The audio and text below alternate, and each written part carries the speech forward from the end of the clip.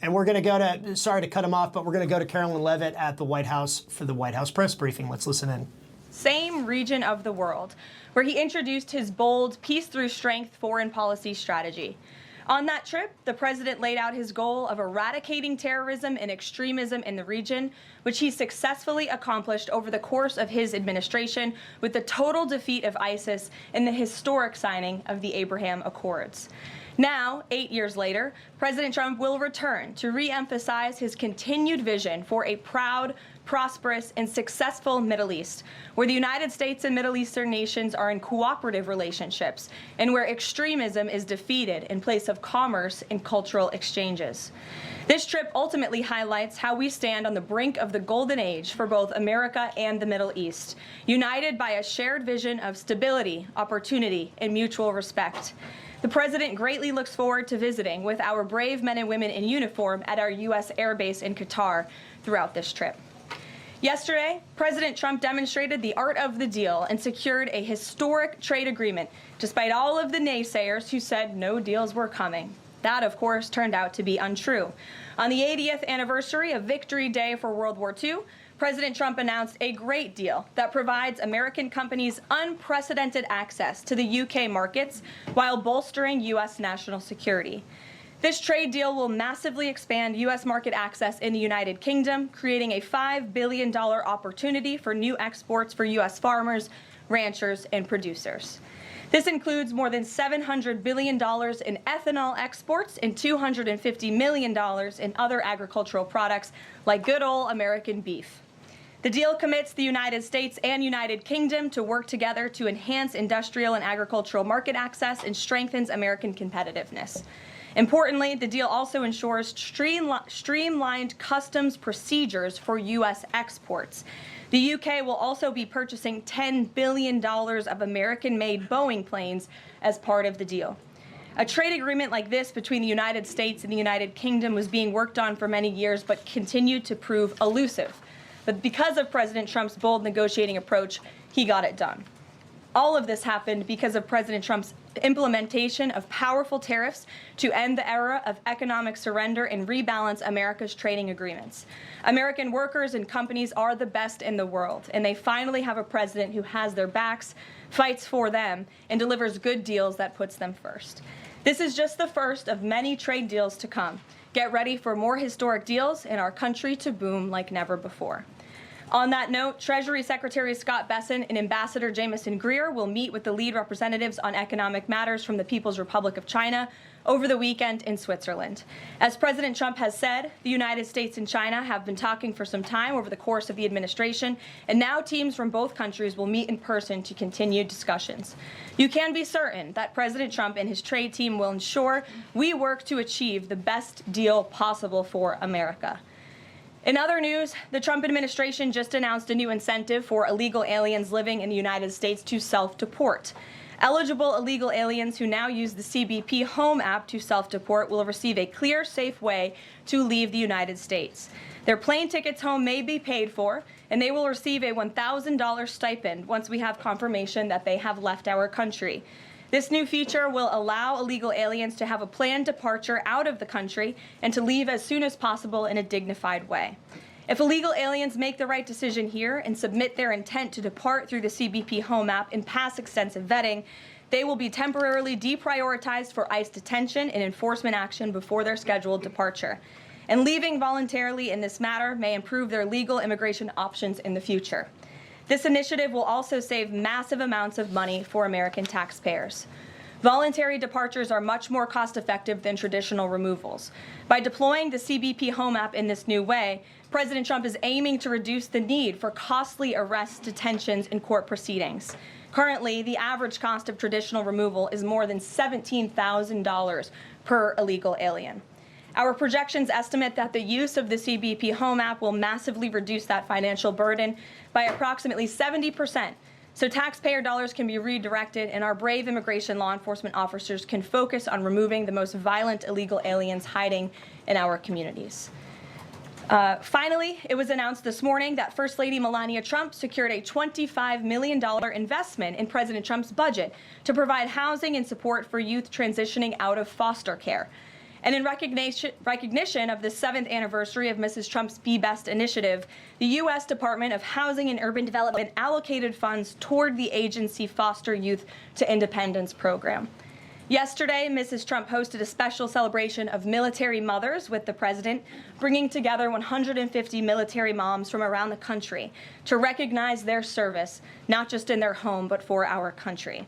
For those of you who were there at the events yesterday like I did, I have no doubt you will join me in recognizing how truly special those moments were.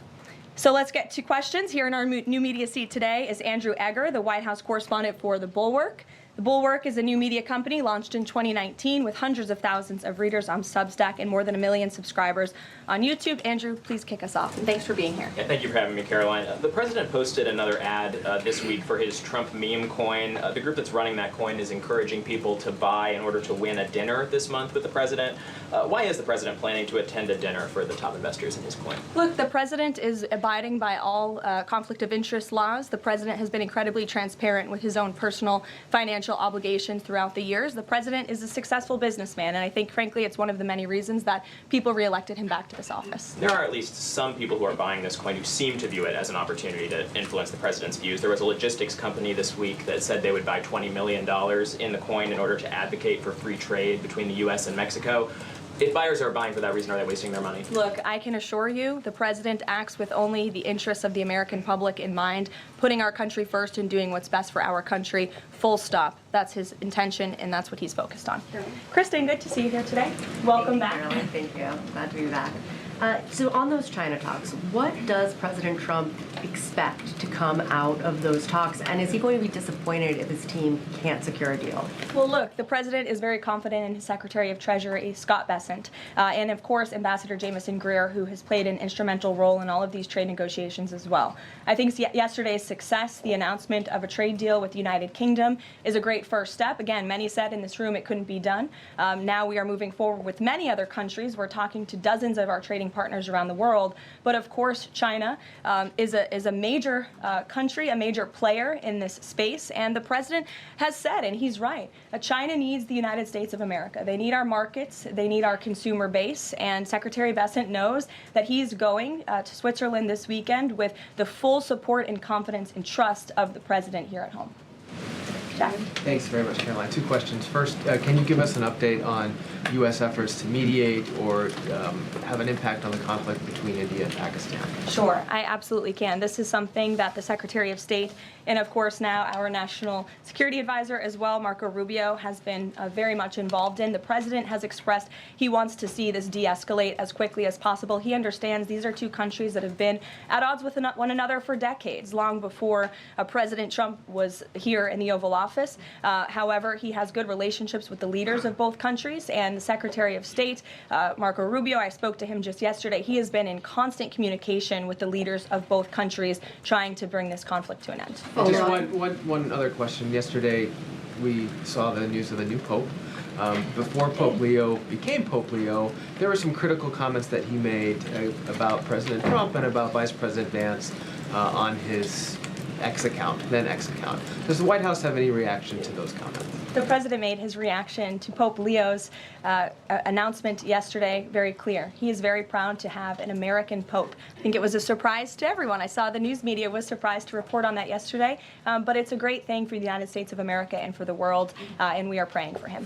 Thanks, Caroline. The president has been pretty firm on keeping these 145% tariffs in place on Chinese imports. Today, via Truth Social, he said that he'd be possibly open to lowering those to 80%. Why the change, and how did the president land on 80? The president still remains with his position that he is not going to unilaterally bring down tariffs on China. We need to see concessions from them as well. And again, that's part of the reason that Secretary Bessent is going to talk to his Chinese counterparts this weekend to start those discussions in person. As for the 80% number, that was a number the president threw out there, and we'll see what happens this weekend. And always in the effort of transparency, I'm sure you'll hear directly from the Treasury Secretary or the president after those negotiations conclude. Jackie. Thank you, Caroline. Why did the White House announce this deal with the UK before all of the details were finished? That's not true, actually. I saw the fact sheet. I saw the deal as well before the president brought all of you in the Oval Office in the effort of transparency. You had the president and the prime minister on the phone talking to all of you directly about how this was a great deal, a phenomenal deal, and discussions will continue. But as I spoke to our ambassador Greer yesterday, this is how trade deals work. You set an initial agreement, you set the framework, you set up the deal, and then of course, T's have to be crossed and I's have to be dotted, but this deal is a good deal, and the numbers are determined, and all of the market access that I just discussed will remain. Does that mean that the 10% baseline is going to still be there at the end when all of the other details are ironed out? The president is committed to the 10% baseline tariff, not just for the United Kingdom, but for his trade negotiations with all other countries as well. Permanently, even after the deals are done, like that is going to remain. The president is determined to continue with that 10% baseline tariff. I just spoke to him about it earlier. Stephen. Thank you, Karoline. I'd like to ask about New York and about a personnel matter. On New York, the mayor, Eric Adams, is here today. Could you tell us anything more about the visit, who initiated it, what they're talking about? And also, is there any comment from the White House on the air traffic control issues in New York? All I will say on Mayor Eric Adams is that he requested a meeting with the president, and the president was willing to take it. If the president wishes to discuss his private meeting afterwards, I will let him do that himself.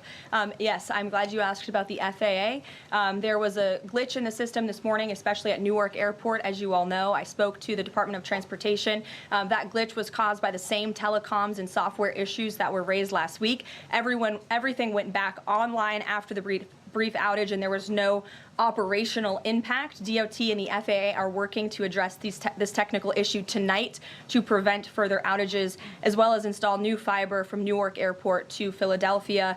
And the goal is to have the totality of this work done by the end of the summer.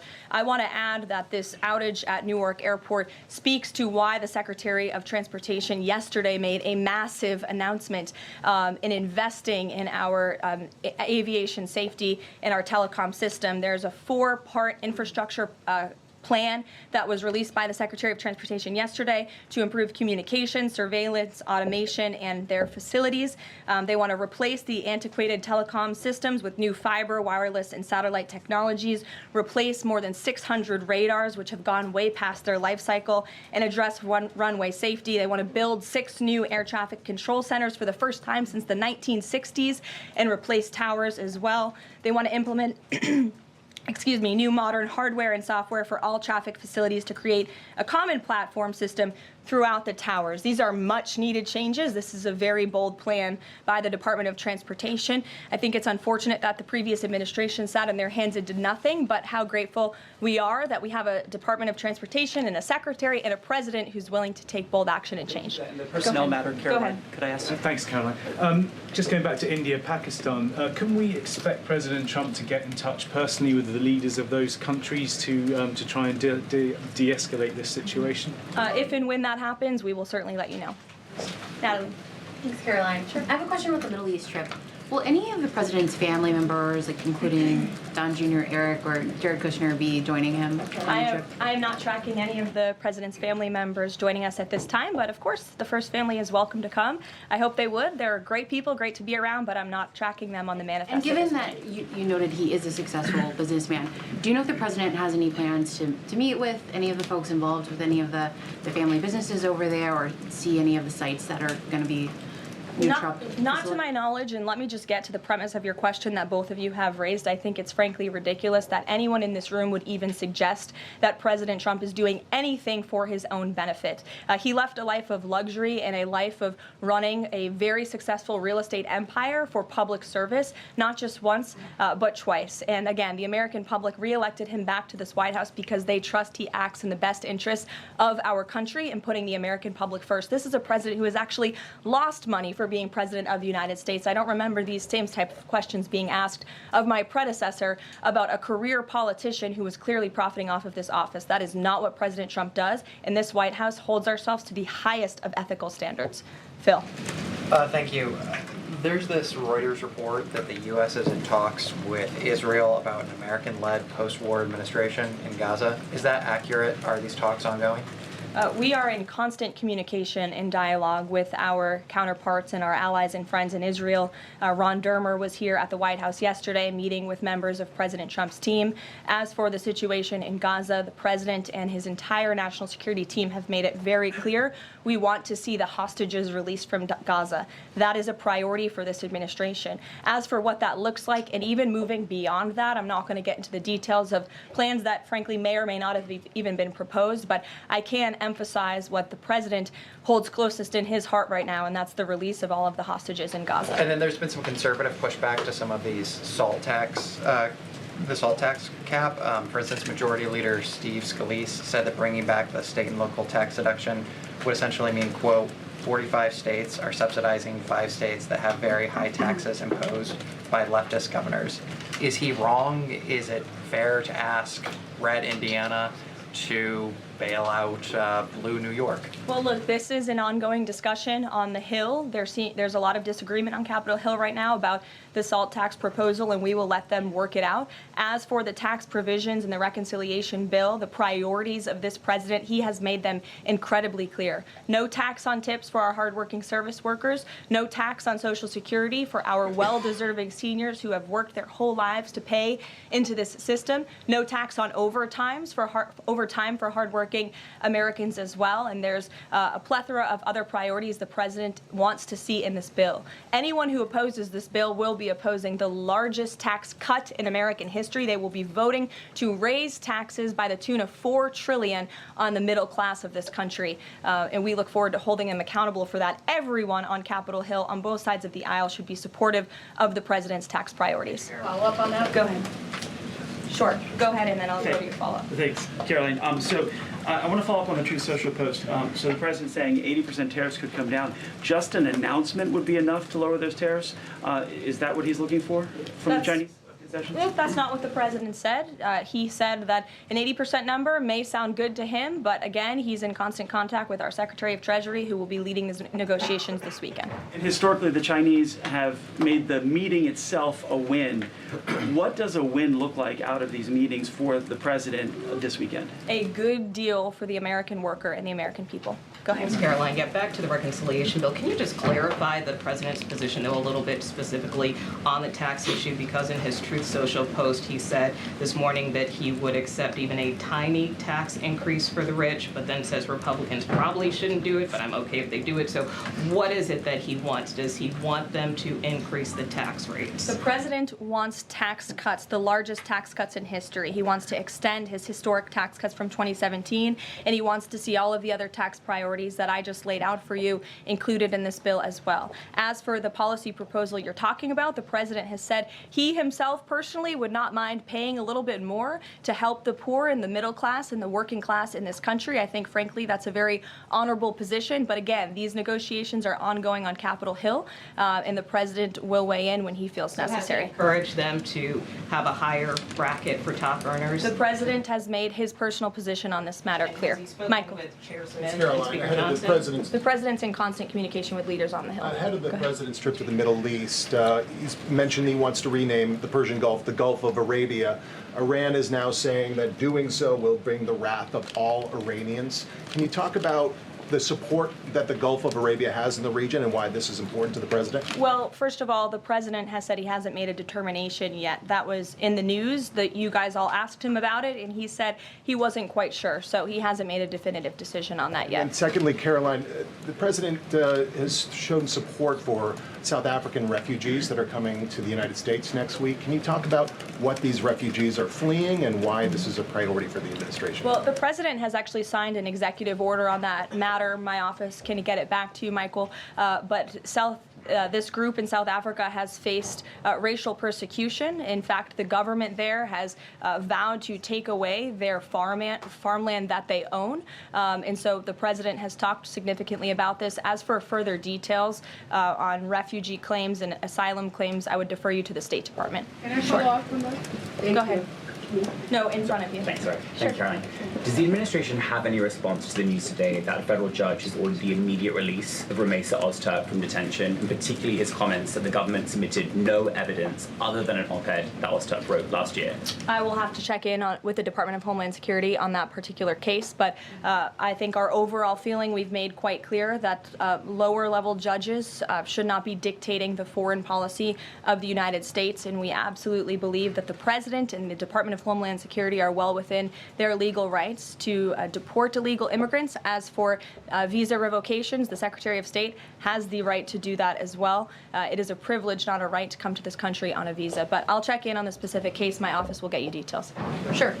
Caroline, yesterday the administration appears to have started dismantling the Consumer Product Safety Commission. This is the federal agency, an independent one that does recalls and is responsible for product safety. Does the administration not believe that it's important, to keep toys and cribs? I mean, you're a young mom, off of the product of the market. It's a federal agency within which branch? It's the executive branch. Who's the head of the executive branch? The President of the United States. Created by Congress. He has the right to fire people within the executive branch. It's a pretty simple answer. Francesca. Thanks. One foreign policy one and then a domestic policy thing, if I could. As far as the president's trip goes next week, is he planning to meet with the FIFA president in either Saudi Arabia or Qatar? And if so, could you give us some more details about that? The president has quite a few meetings with many people when he is there. We can certainly check at the itinerary and let you know if the FIFA president will be there next week. Frankly, I'm not quite sure, but we can certainly get you an answer. As you know, the president attended a FIFA task force meeting at the White House this week. And on the domestic front, could you explain why the FEMA administrator was removed from his position this week? Look, this is a personnel matter in regards to the Department of Homeland Security, but my understanding is that this individual testified saying something that was contrary to what the president believes and the goals of this administration in regards to FEMA policy. And so, of course, we want to make sure that people in every position are advancing the administration's goals. But as for specifics, I defer you to the Department of Homeland Security. We leave it up to our great cabinet secretaries when it comes to personnel matters. Okay. Sure, in the back. Thank you. Aid hasn't gone into Gaza in 10 weeks. Israel says that this is a policy to pressure Hamas in the negotiations, in the ceasefire negotiations. Is this a policy that this administration supports? The president answered this week. He said that he wants to ensure that aid can get into Gaza, but we have to do it in a responsible way to ensure it doesn't end up in the hands of terrorists. So this is something the administration is actively working on, and when we have a policy to announce on this definitively, we can certainly let you know. Can you talk about this effort for the U.S. to take over the distribution of aid in Gaza, to exclude Israel, but also international organizations said this effort militarizes aid? I would reject that characterization by whatever groups you are citing. Kelly. Caroline, thank you. I want to get back to the First Lady Melania Trump dealing with foster children. That's an important component in American life to see what happens to the future of our children, particularly in foster care. Can you explain the significance of this development between the First Lady and the Housing and Urban Development? Yes, absolutely. It's millions of dollars that will go into a program that helps these children transition out of foster care to have productive and positive lives. And I'd like to share a personal story since you asked if I may. I hope the First Lady won't mind. I was at an event in Florida last year, and I was approached by a gentleman who was a foster dad, and he had taken in I think it was 6 or 7 foster children. And he spoke to me. He had recognized me in my work for President Trump's campaign at the time. And the little boy who was with him talked about the personal relationship that he had with First Lady Melania Trump. And the conversation she had with him and how she really encouraged him to be the best that he could be during her first term here at the White House, and how even after she and President Trump left the White House, she kept in very close touch with this young foster child. It was a touching moment that I will never forget, and it speaks to the heart of this First Lady and the great work that she is doing for foster children. And this is certainly a very big announcement that I know our Secretary of Housing and Urban Development is in particular very excited about, and we can certainly get you all the details on that program. John. Thanks a lot, Caroline. I want to ask you about the trade deal that the president announced yesterday with the UK as it relates to the auto sector. Sure. The trade group that represents the big three here in the U.S. believes that it may put the big three automakers at a competitive disadvantage. What the trade group says is that it will now be cheaper to import a UK vehicle with very little American content than a USMCA compliant vehicle imported from Mexico or Canada with just 50% American content. What's your response to that criticism coming from this trade group? Well, first of all, let's be clear about what the deal does. It sets a 10% rate on auto imports for the first 100 cars that are imported into the United States. 100,000 cars, thank you. That would be very few cars. 100,000 cars imported from the United Kingdom. After 100,000 vehicles, it goes back up to a 25% tariff. And as for our U.S. auto manufacturers, our auto industry, the president wants to put them on the best pedestal to compete. And by the way, if they produce vehicles right here in the United States of America, they will face no tariff at all. I would argue of any industry, the president has spent more time talking to and listening to the concerns of our auto industry here at home. He hears them, he believes in them, he wants to see them produce their vehicles here in the United States of America. This is a good deal for them too. Is this a model for European and Asian vehicles as well, what we see coming out of the UK trade deal with the US? Look, all of these deals are going to be tailor-made. The president has said that from the beginning. It's very apropos that the first trade deal was announced between the United States and the United Kingdom, one of our oldest and greatest allies, but each country has unique concerns and challenges in terms of American industry. We need to open up markets in every single country, and obviously the needs are unique, so our trade team is looking at each country and the advantages that we can pursue for American industries and American workers. Sure.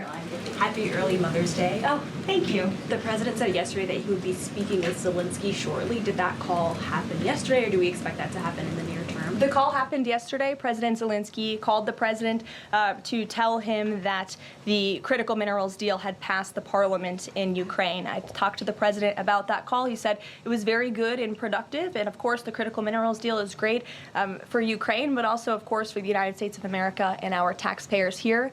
It was a good call, and they also spoke about, of course, this ceasefire that the president proposed, the 30-day ceasefire between Russia and Ukraine, which we know Europe is on board with, and we hope both countries will agree to. Just on next week, do we expect President Putin, is there any chance that he could meet with Trump while he's in the region? The president answered this yesterday. Not going to happen. Question on ceasefire.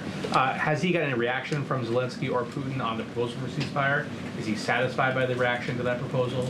Not to my knowledge, but certainly if there is a reaction and updates, I'm sure you'll hear directly from the president. Question, the president fired the Librarian of Congress. Why did he choose to do that? We felt she did not fit the needs of the American people.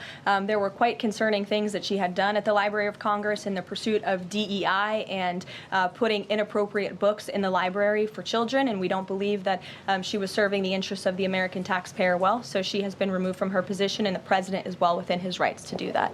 John. Thank you, Caroline. Happy Mother's Day as well. Thank you. President Trump ran on delivering the biggest tax cut in history, got over 7 million votes.